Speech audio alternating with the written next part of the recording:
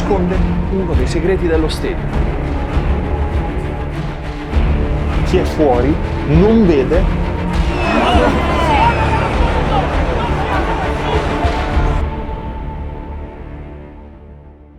Juve-Milan, il ritorno di Max, entusiasmo alle stelle, 0-0.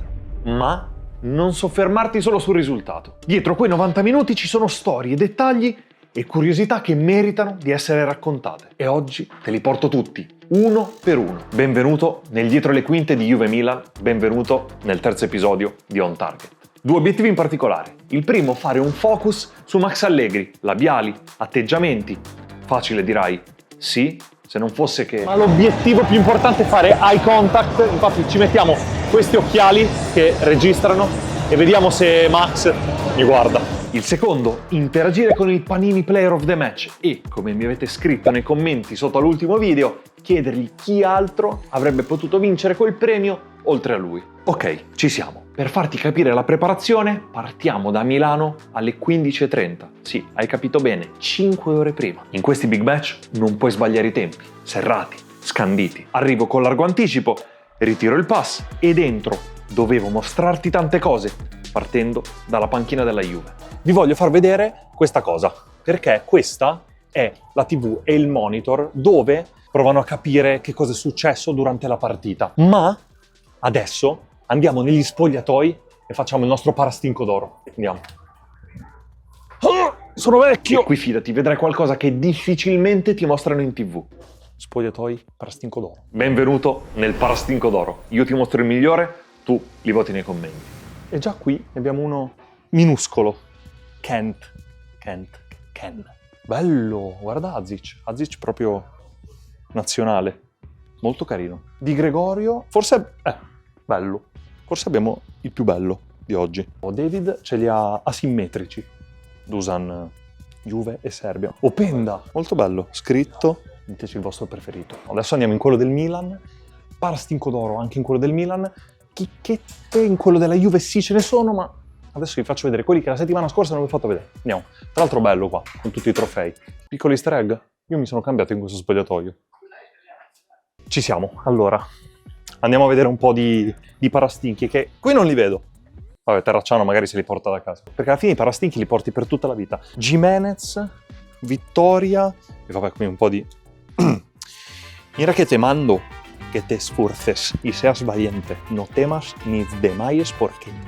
Ma basta ragazzi. Allora, qui con un trofeo. E andiamo dall'ex. Andiamo dall'ex che non ha i parastinchi. Loftus-Cheek già ce l'ha personalizzato per andare a Pulisic che ha delle calze personalizzate. Ditemi il vostro preferito, ma secondo me per l'aggiornamento Modric. Usciti dallo spogliatoio mi ruba l'occhio una vetrata particolare che nasconde uno dei segreti dello stadio.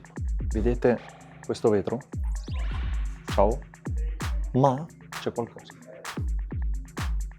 Cioè praticamente noi siamo entrati in questa stanzetta e chi è fuori non vede che cosa c'è dentro. Quindi molti non sanno neanche effettivamente che qui c'è una stanzetta, anzi all'inizio i calciatori si specchiavano e non sapevano che c'era gente qua dentro.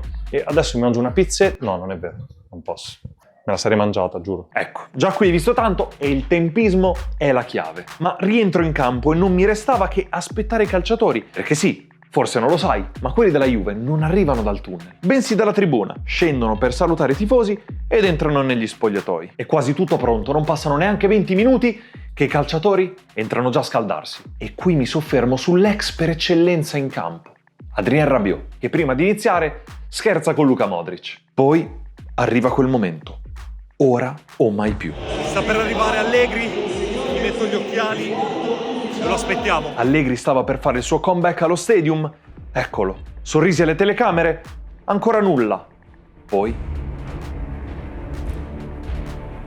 Ce l'abbiamo! Ce l'abbiamo! Ce l'abbiamo! Guardate. Guardate. Già dai primi minuti si era capito che sarebbe stata una partita di studio. Max era soddisfatto dell'approccio dei suoi. Prima lo dice Saelemaekers, bravo Ale, è questo che voglio. e dopo a Fofa, bravo Fofa, più volte. Poi però Allegri decide di cambiare qualcosa al 18°, vuole più ampiezza e quindi in possesso 4-3-3. Ma niente da fare, nel mentre Gatti si avvicina alla panchina per cambiare la maglietta. E il perché ce lo spiega Luka Modric.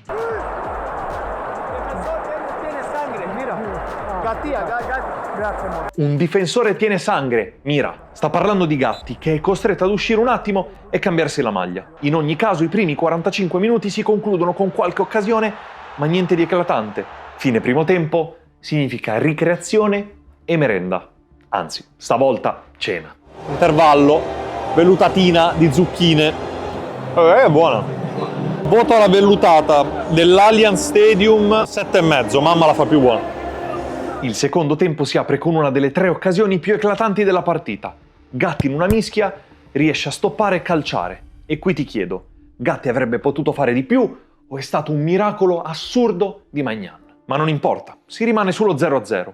Poi al 52°, dall'altra parte del campo succede qualcosa. Un abbraccio di troppo di Kelly porta al rigore su Gimenez. In 40 secondi io e Greg, il videomaker, facciamo Usain Bolt alle Olimpiadi e corriamo nel settore ospiti per provare a prendere un'esultanza possibile di Pulisic. E spoiler, non l'ha mai fatta quell'esultanza. Allora Allegri tenta il tutto per tutto, dentro Rafa Leao, che di fatti smuove il match, ma non abbastanza per regalare la vittoria. In ogni caso, poco importa, perché il match finisce, termina, 0-0. Le prime reazioni? Modric e Tomori abbastanza arrabbiati e delusi. Ora però non restava che intercettare Maignan per completare il secondo obiettivo di giornata. Vieni qua, perché ho visto Maignan. Proviamoci, andiamo. Solo che troviamo 2 ostacoli sul nostro cammino. Uno del Milan ha detto veloce.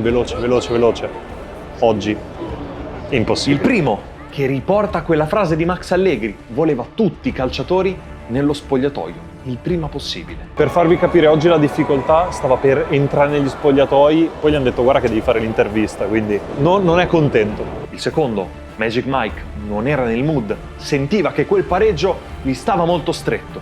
Praticamente impossibile. Quindi abbiamo fallito. Sì, c'è stato un tentativo, ma ho capito la situazione e effettivamente non ci siamo riusciti.